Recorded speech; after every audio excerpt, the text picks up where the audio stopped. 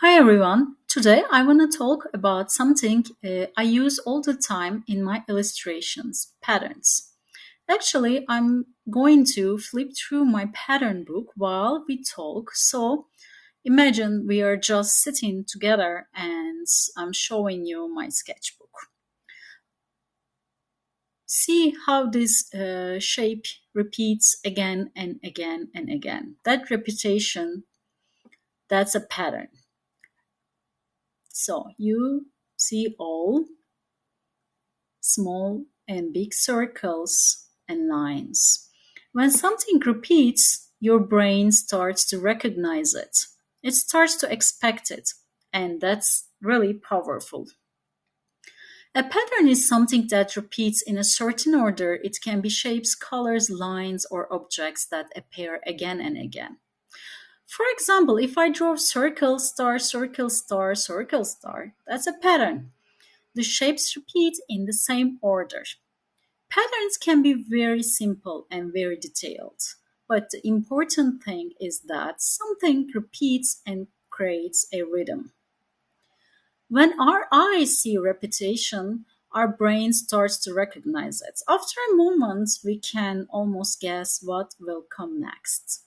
Patterns are actually everywhere around us. We see them in nature, like the stripes on a zebra, the spots on a ladybug, or the repeating shapes inside a sunflower. We see patterns in clothes and fabrics, like the designs on shirts, dresses, or carpets. Patterns are also used in architecture and decoration on tiles, wallpapers, and buildings. And of course, patterns are very common in illustrations and children's books. Illustrators use repeating shapes, colors, and textures to make pages feel lively, organized, and fun to explore. Patterns can also help guide the reader's eye through the page and make the world of the story feel rich and magical. Illustrators often use patterns in picture books to make the world of the story feel richer and more interesting. Repeating shapes, colors, or small motifs can add texture and life to an illustration. Patterns also help guide the reader's eye across the page and creates a visual rhythm that makes the image enjoyable to look at it. Patterns are especially meaningful for children. Kids naturally notice repetition and enjoy discovering familiar shapes again and again.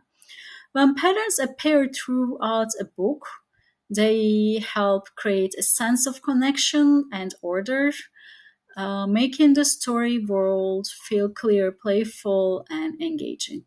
So, next time you're designing a spread for a children's book, or even just sketching, ask yourself, where is the rhythm? What repeats? What can a child recognize? What can they predict? Because when we see patterns, we're able to count on things happening. And when we can count on things, we feel more secure and confident. And that is the quiet magic of patterns. All right. I'll see you in the next lesson. Thanks for watching. Bye.